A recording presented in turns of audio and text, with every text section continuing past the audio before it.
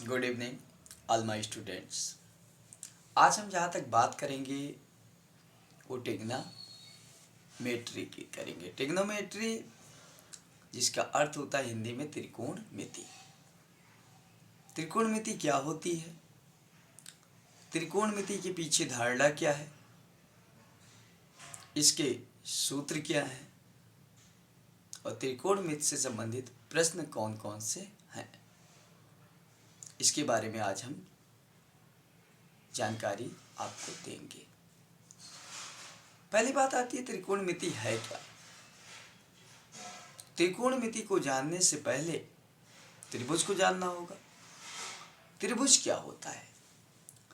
तीन भुजाओं से बंद घिरी आकृति को त्रिभुज कहते हैं।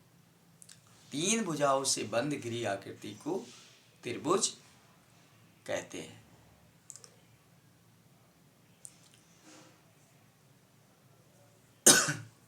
उसके बाद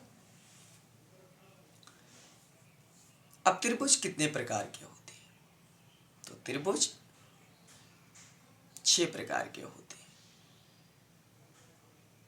3 भुजाओं के आधार पर और 3 कोणों के आधार पर।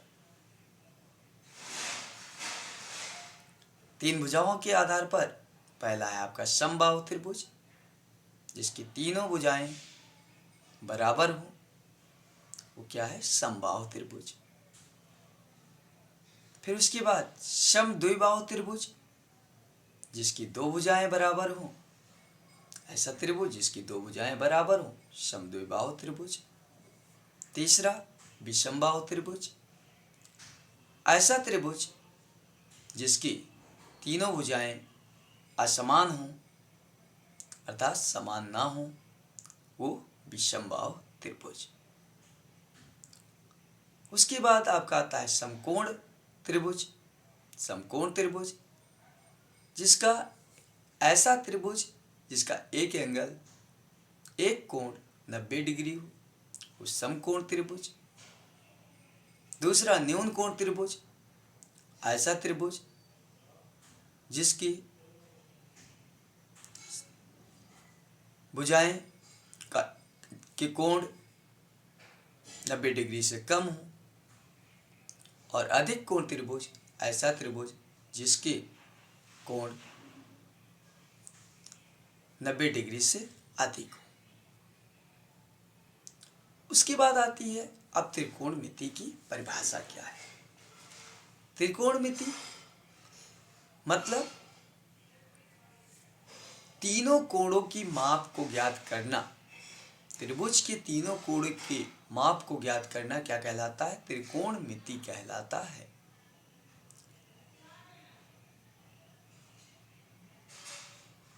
उसके बाद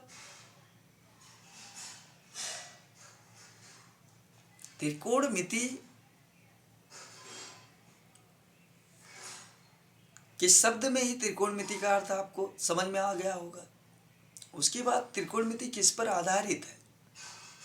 त्रिकोणमिति जो आपकी आधारित है वो समकोण त्रिभुज पे आधारित है। समकोण त्रिभुज मैंने बताया था जिसका एक कोण समकोण मतलब 90 डिग्री हो, मतलब ऐसा त्रिभुज जिसमें एक कोण 90 डिग्री हो, वो क्या कहलाता है? समकोण त्रिभुज। और उसके शेष 2 कोण 90 डिग्री से कम होंगे। उसके बाद आती है समकोण त्रिभुज में सबसे बड़े योगदान जो है वो पाइथागोरस जी का है। त्रिकोणमिति में पाइथागोरस जी का बहुत योगदान है।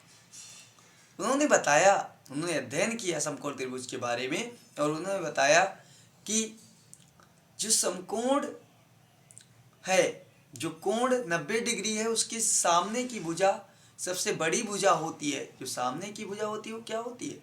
सबसे बड़ी भुजा होती है, जिसे कर्ण कहा जाता है। जो सीधी भुजा होती है वो लंब होती है और जिस पर त्रिभुज टिका हुआ है उसे आधार कहते हैं। तो सबसे बड़ी भुजा कर्ण, जो सीधी, वो लंब, और तीसरी भुजा आधार होती है। पाइथागोरस जी ने एक सूत्र दिया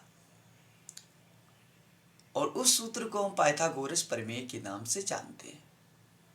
उन्होंने कहा कि सबसे समकोण त्रिभुज की सबसे बड़ी भुजा का वर्ग शेष दो भुजाओं के वर्गों के योग के बराबर होता है।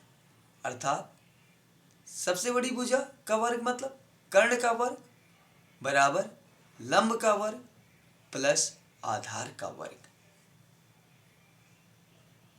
अब इसमें हमें अगर दो मान दिए हुए हैं तो कोई भी भुजा की माप हम ज्ञात कर सकते हैं।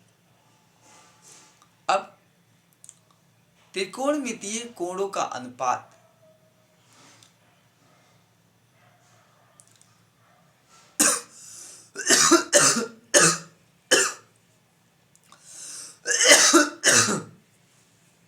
इसको हम इसके आगे कल पढ़ेंगे। आज कुछ हमारी स्वास्थ्य सही नहीं होने के कारण हम इसके बारे में चर्चा फिर बाद में करेंगे। धन्यवाद। Thank you all my students.